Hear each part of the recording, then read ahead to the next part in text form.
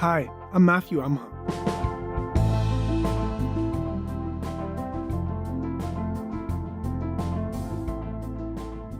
Today, as we get ready to head into the holidays, we've got something a little different for you. My guest is Jamie. Hey, Matt. We're going to take some audience questions and bring you behind the scenes of some of our most popular episodes from 2025. So we'll get right into audience questions in just a moment, but why don't we start by looking back at the year that was? What do you think were some of the biggest stories that we covered here at the show over the last year or so? Man, it's hard to pick. There were so many enormous and important stories this year. The wars, of course, in Ukraine and Gaza, other violence and instability in the Middle East. I'm thinking Iran, Syria, Lebanon, the U.S. election, AI, and then the dizzying and shocking pace of the Trump administration. I think for us, though, on this show, it was probably the trade war with Washington and the Canadian election that was the biggest story for us. The system of global trade anchored on the United States that Canada has relied on since the end of the Second World War, a system that, while not perfect, has helped to deliver prosperity for our country for decades, is over. The threats by Trump to annex us. Canada and the United States, that would really be something. You get rid of that artificially drawn line, and you take a look at what that looks like. And the unbelievable comeback of the Liberal government going from certain defeat to just a few seats from a majority. Canada's next government will be a Liberal government. It is not yet clear at this hour whether it will be a minority or majority. Because of some of those close races we were talking about, this marks a fourth Liberal mandate. Very rare in Canadian politics. Really a really eventful year. I mean, when we look back at this last year, what was it that maybe surprised you most? I mean, either a particular story that we may have done or something about the way that we told stories this last year? I think probably it would be how Canada was so front and center in the world. No offense to our American friends listening, but I feel like I often talk to Americans either in my own life or on this show who don't really know what's going on here. But for a good stretch of 2025, it felt like every American, Brit, etc. we had on this show wanted to kind of hang around afterwards and talk about what was happening here. A lot of Americans were like apologizing to us for all the 51st state stuff. And then I think here in Canada, that story was so shocking. All these fears of our more powerful neighbors to the south were becoming real.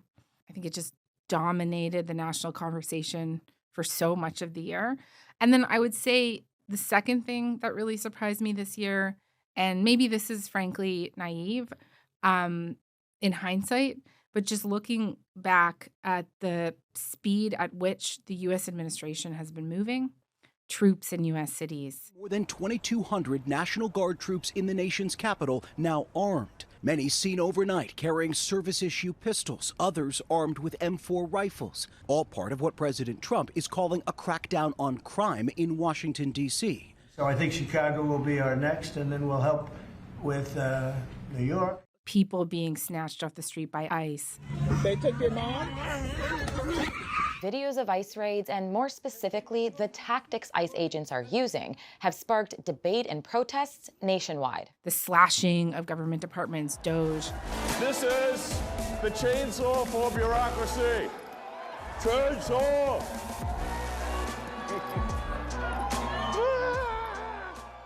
A year feels like so long ago, and I'm not really sure what I was expecting, but honestly, I don't think I was expecting this. During the first Trump administration, there was a lot of chaos. It was very eventful as well, but it did feel like there were some guardrails on, and now it does feel like those guardrails are off. Just to kind of bring things back to Canada for a moment, though, I mean, I'm wondering, how does the kind of particular audience interest in some of these domestic stories that we've done this year compare to previous years of the show? So we saw an enormous appetite for Canadian politics stories this year. They've always been popular on the show, but this year people really, really wanted them. the election episode that we recorded at 2 a.m. with Aaron Wary and David Coletto was our #1 episode on Apple of the Year, which isn't really that surprising, but 17 of the 25 top episodes on Spotify and then 18 of the top 25 episodes on Apple were about Canadian politics writ large. And I mean, it was a really interesting year in Canadian politics. I have never covered a year like this in Canadian politics. And if you just think about some of the things that happened, we had Trudeau, who was like refusing to go despite all evidence to the contrary. We had the Chrystia Freeland drama where she just resigns in this letter that's pretty critical of Trudeau and sets in motion his like eventual downfall. This country deserves a real choice in the next election, and it has become clear to me that if I'm having to fight internal battles, I cannot be the best option in that election. We have Mark Carney, who, you know, I know this guy didn't come out of nowhere, but in January of last year, most Canadians had no idea who this guy was. And then 2-3 months later, he becomes the prime minister of the country with almost a majority. Who's ready? Who's ready? Who's ready to stand up for Canada with me? And then on the other side of that, we have kind of the narrative of Pierre Poilievre, who just months earlier was all but a shoo-in for prime minister. This is a guy whose only job has been in Parliament. He's been wanting to be the prime minister since he was a teenager, and it just kind of really slips through his fingers. We are cognizant of the fact that we didn't quite get over the finish line yet. We know that change is needed, but change is hard to come by. It takes time. It takes work. And that's why we have to learn the lessons of tonight so that we can have an even better result the next time the Canadians decide the future for the country. And then ever since then, there have been all of these questions raised about his suitability as leader of the opposition for this moment. He's got this big leadership review coming up in January. You know, will he make it through it? Who knows, right? And then you throw in other really interesting characters like Doug Ford in Ontario, who's like pouring out whiskey bottles during press conferences. So this is what I think about Crown Royal. That's what they could do. And I think everyone else should do the same thing. Start supporting companies that make whiskey here by Ontario people. That's what we need to do, is support each other. Danielle Smith, who's also in her own right a really interesting character. She's basically demanding a pipeline and saying that if Alberta doesn't get one, like they're probably headed for some kind of referendum on whether Alberta should stay in this country. So, I mean, just such an interesting year. And maybe the most remarkable Canadian politics story of the last year we actually covered not so long ago. That is, of course, Justin Trudeau's new budding relationship with the American pop star Katy Perry. I totally forgot. Yes.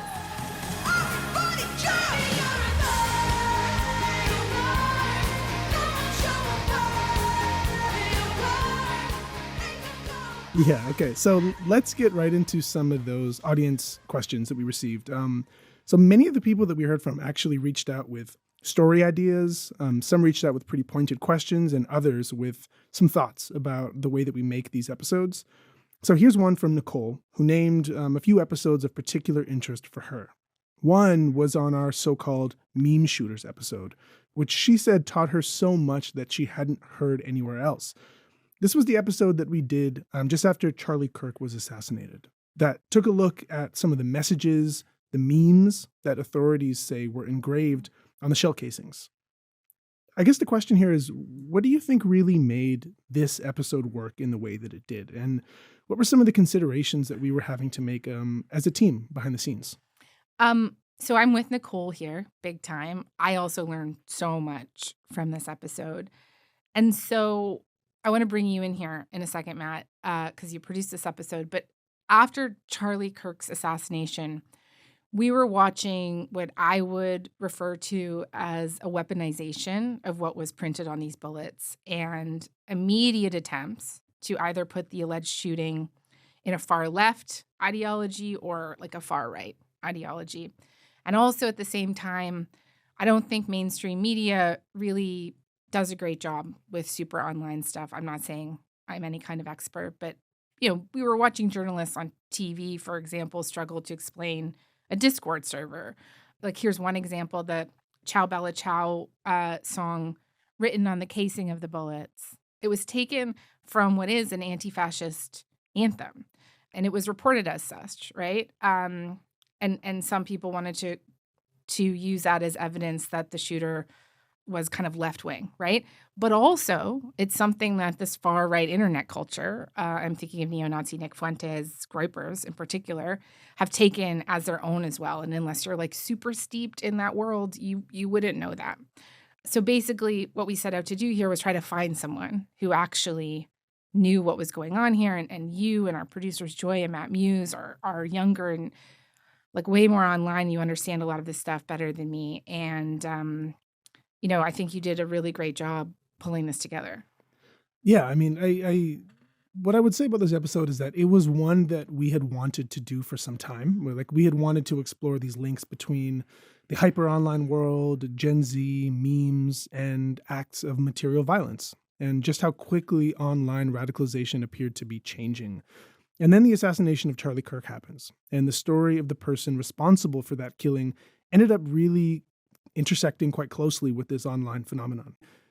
Our guest essentially did for us a kind of meme anthropology and framed this phenomenon as an online world of irony and violent nihilism that by its very design was completely unintelligible to anyone outside its orbit. This includes law enforcement and the media. And so even beyond this one killing, the fact that these are incidents of violence carried out by young people that are thinking of actual material violence as a kind of joke, which is what he said, was remarkable. I think at one point he referred to the Charlie Kirk killing as a shitpost. Yeah. Right. I'd never heard of that kind of framing before. And that's why I think, our guest name was Aidan Walker. And that's why he worked so well on this episode. He had a Substack, he had a TikTok page. He's not necessarily a legacy journalist, but he's steeped in this particular world and ended up being the perfect person for us to speak to for this. Mm-hmm. Mm-hmm. Okay, we're now going to pivot to a question from W. Wallace. And this one is about the production of the show. They wanted to know whether, quote, the background music, pauses during the show, the inclusion of media clips that support points of discussion during the show are all a part of the show's post-production process, or are these things that are part of the production while we're interviewing our guest? And there's really no one better to answer this question than our audio producer, Mac. He is who is responsible for so much of what you're hearing. So I'm going to bring in Mac here to answer this question. Thanks for the question, first of all. The answer is whichever is more impressive.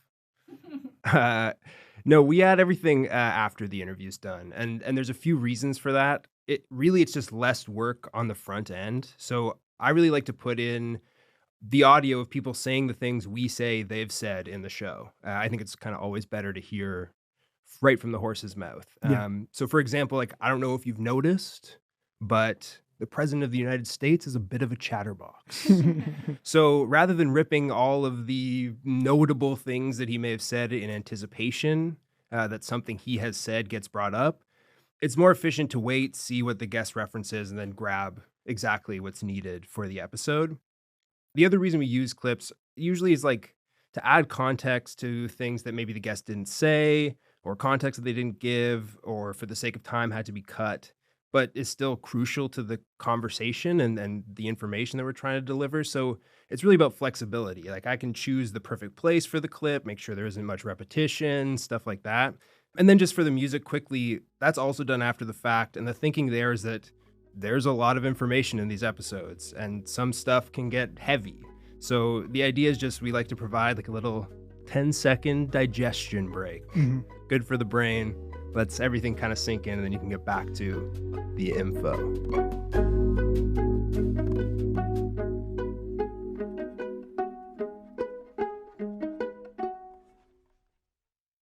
We're going to be jumping here to Rhonda from Brampton, Ontario, who had a question for you, Jamie, about your interviewing style. Rhonda's asked how you make these interviews and conversations flow so smoothly that she feels as though she is listening to an informal discussion. She said that she feels as though she's in the room with you, which I think is a pretty high compliment. So let's break the fourth wall a little bit here. These interviews are highly scripted and highly researched. but how do you ask questions in a kind of non-dispassionate way, in a way that can feel intimate and personal?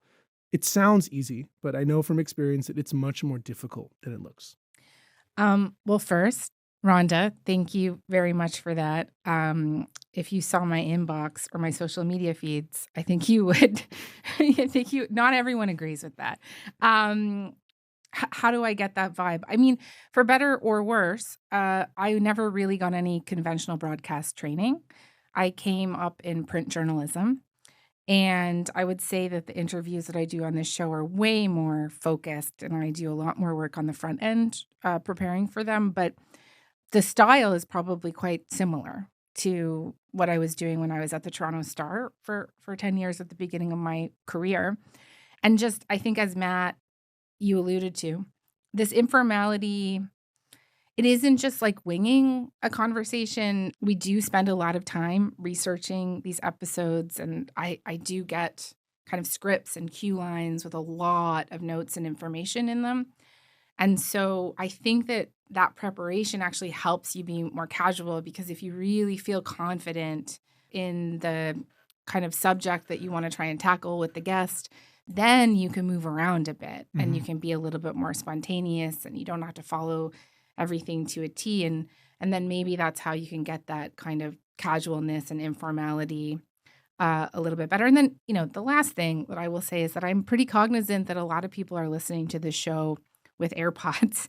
And, I think I know what I like to listen to when I listen to podcasts, and I appreciate kind of the news being delivered to me calmly and in a way that feels like a little bit more kind of intimate. So, I do try to do that. I do try to kind of keep as close to myself as possible. I do hope that if people met me, they wouldn't get something very different. No, I would say from working with you every day, this is similar to the in-person experience for all of you listening. Okay, so next up we've got Ethan, who is wondering whether CBC or media organizations more broadly tend to offer more liberty or freedom to podcasts than they might a more traditional broadcasting form like television, radio, or print media. Essentially, whether we are allowed more editorial independence than other forms of traditional and legacy media. So I've gotten questions like this before. I've heard kind of comments like this before.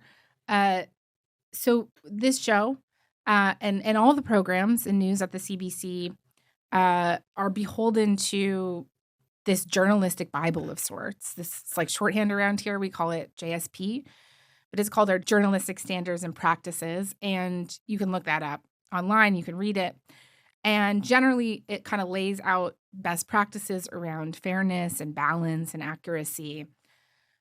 I mean, I think because of the nature of podcasting, you do have more time to bring your audience through a conversation. People are more forgiving if the conversation meanders a bit. You don't have to worry so much about length and about brevity. And really, we don't have like a clock that we're running up against. So if we need to take 40 minutes, we do. Yeah, exactly. Yeah. So, I personally love podcasts because I do think that they lend themselves to a more thoughtful approach to a story.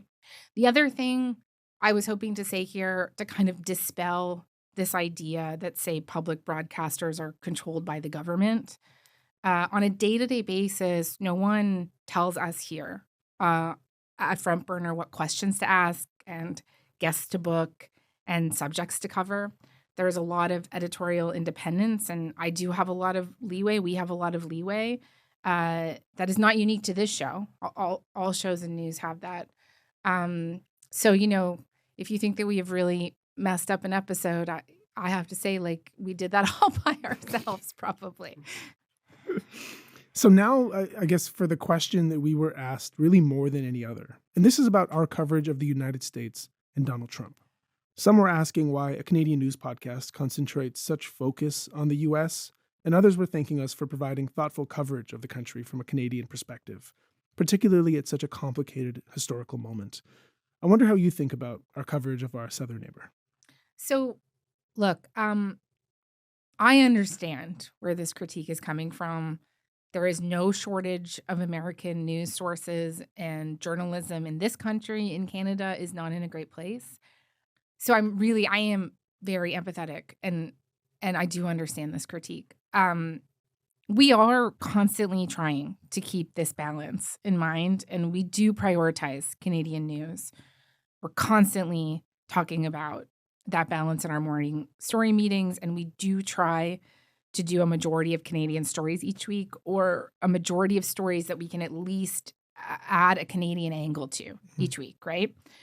And also, we are really trying to represent Canada nationally. Our producer, Matt Muse, has been working out of BC with our senior, Elaine Chow. Our producer, Lauren, is in Winnipeg. If I could defend the American news coverage a little bit, though, I think everyone will agree that this American administration, is extraordinary in the breadth and scope of what they're doing. They are remaking the world order. They are remaking their own country, which happens to be the most powerful country in the world and our neighbor. They have some of the most powerful companies in the world. I'm thinking this year of OpenAI in particular. And one of the things that we are really interested in doing on this show is holding a critical lens to power. And there is a lot of power in the United States. And then they are also doing a ton of stuff that affects us here in Canada. The trade stuff, obviously, but just recently, we had Canada's former ambassador to the UN on to talk about Trump's new national security strategy.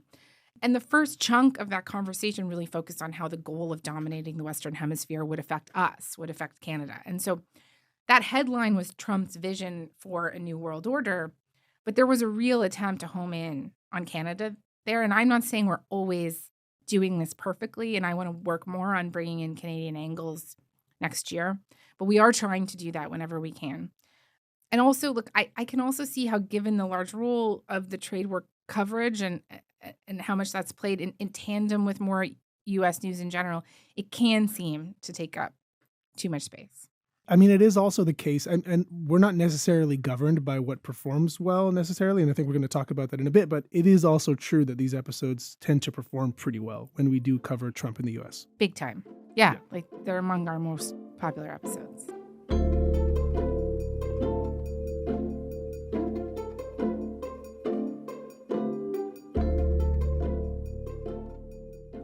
Okay, Matt, I'm actually going to flip it here and ask you a question because you produced this episode that we're going to talk about.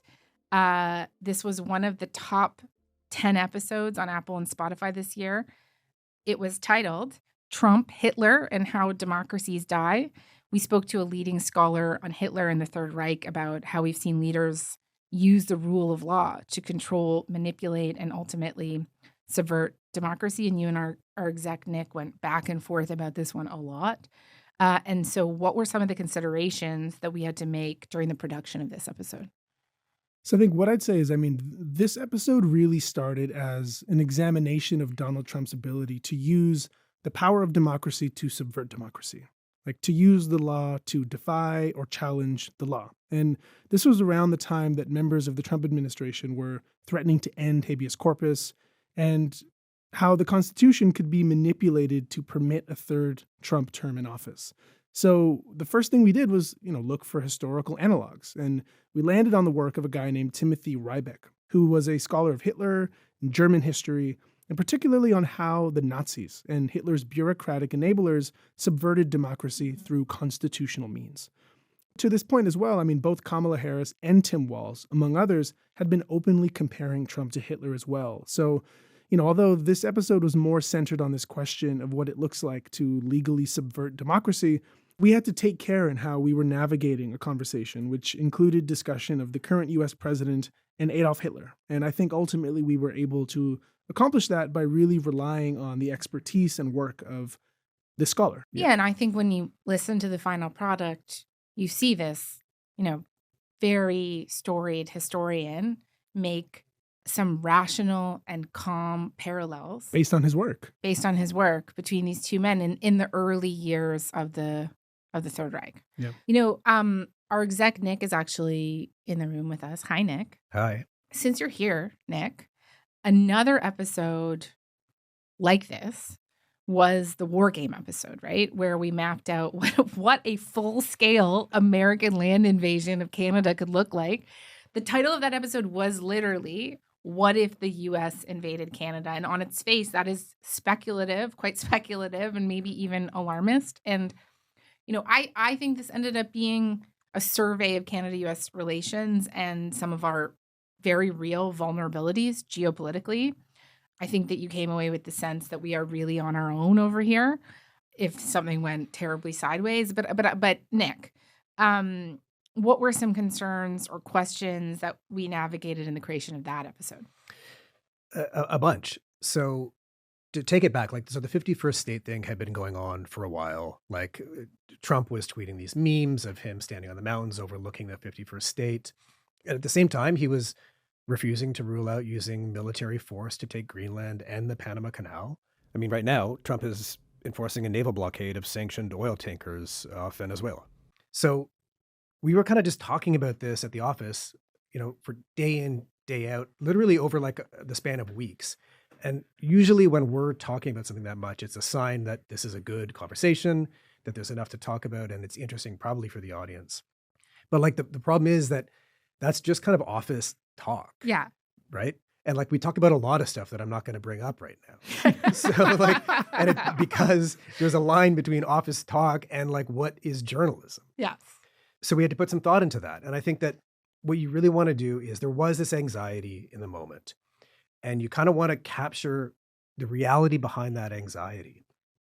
People were really worried about what Trump would do. He's an erratic guy. He's got a frightening amount of power. At the time, Canada's former Vice Chief of Defense Staff wrote, quote, "In the emerging reality, are we as Canadians any different than Ukraine is to Russia or Taiwan to China?" Yeah. So we saw that and we're like, okay, this is kind of not just office talk anymore.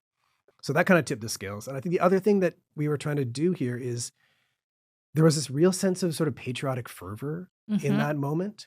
This sort of elbows up thing, it was really kind of in the ether. Yeah. Take the booze off the shelves and you're good. Right. But there's a big difference between, Doug Ford dumping a bottle of, bourbon on a parking lot floor and thinking that we can legitimately stand up to an American invasion. Right. So it's this you can get high on your own supply of patriotism. And we were let's just check this. Yeah. So then from there, you've got the kernels of a good conversation. You've got a kind of news motivation to do it.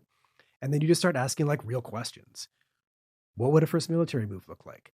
How many planes do we even have in this country? All these kind of things. And then you've got a guest who had the information and you do it like you were saying earlier in this sort of calm, deliberate way where you've built trust of the audience. And then that's what we ended up doing. So I should also say that Ali, who produced this, was constantly course correcting and aware that what you don't want to do is contribute to fear, and be alarmist about this. So just that you got to keep all those things in mind.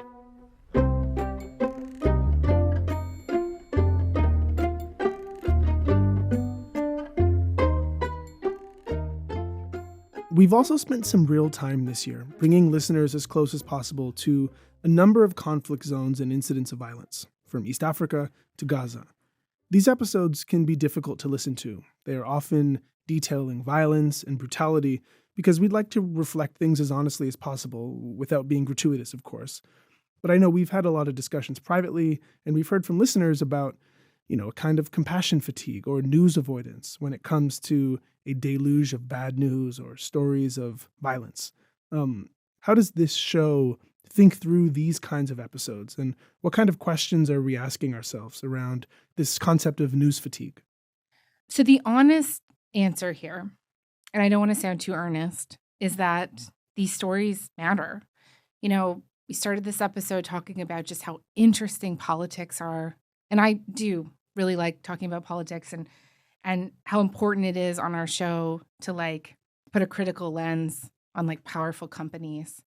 But if you asked me why I wanted to get into journalism, I would tell you it was to try and give voice to people who do not have power and to the suffering. And so, at the core of all of those stories this year is human suffering at staggering levels in Gaza, in Sudan. And there are also major global implications here, and also a lot of questions that can be asked of powerful actors involved in all these wars and conflicts.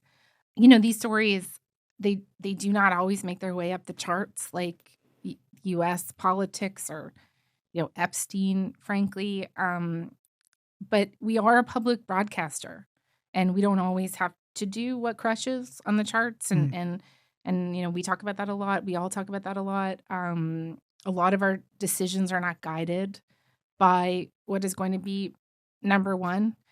And, I think some of these conflicts in particular, like Sudan, for example, they are very underreported, and despite the enormity of what's happening.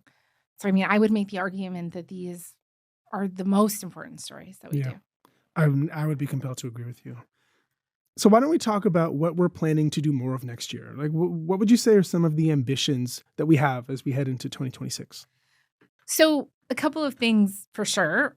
We have had the chance to get out and report on the ground in the last little while. Our producer, Derek, and I reported on a protest outside a synagogue that was marketing occupied land in the West Bank. Ali and I went to the campus encampments at McGill. Elaine and I went to Alberta to talk to separatists. Joy brought us this really, really wonderful episode from her own community where she went out and spoke to people in the South Asian community fearful of the onslaught of hate that they were seeing. And I think that these episodes have value on their own, but also because they allow us to put sentiments and questions that we hear directly to people who have power in this country. So we took what we heard in Alberta and we asked Natural Resource Minister Tim Hodgson and Alberta Premier Daniel Smith directly about that stuff. And so we're hoping to do more of that. And really for everybody listening right now, tell us too, please, what you would like to see from us this year. Front burner at CBC.ca. We loved hearing from you. Okay, and finally, we are heading into the holidays. I'm wondering, what are some things that you guys have lined up to watch and read? What are some of the things that you're looking forward to getting into? Oh, I'm very excited. I have Ken Burns' new documentary series about the American Revolution at the very top of my list. What about you guys? I know, Nick, you wake up at 5 a.m. to read every morning. So I'm going to finish The Bleeding Edge. This is the Thomas Pynchon book. It's about deep politics, 9/11, tech corruption, financial scams, Yeah, your wheelhouse. This is right in your bag, I was going to say. I do that. I like playing board games. So I just got a copy of Watergate, where somebody plays Richard Nixon. And you get to try and survive. This is also right in your alley, right up your alley. And somebody else plays the investigator, so I can try and play Watergate, and I'm going to watch the Bills. I feel like we're introducing Nick as a very interesting character on Front Burner right now. Okay.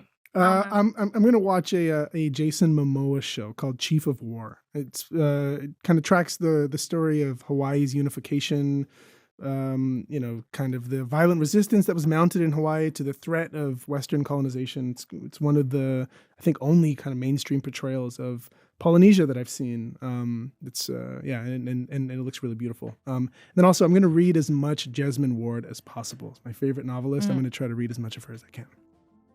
I'm also going to take some naps and drink some wine. Naps and wine sounds pretty good. Yeah. Thank you guys all for doing this. Thank you.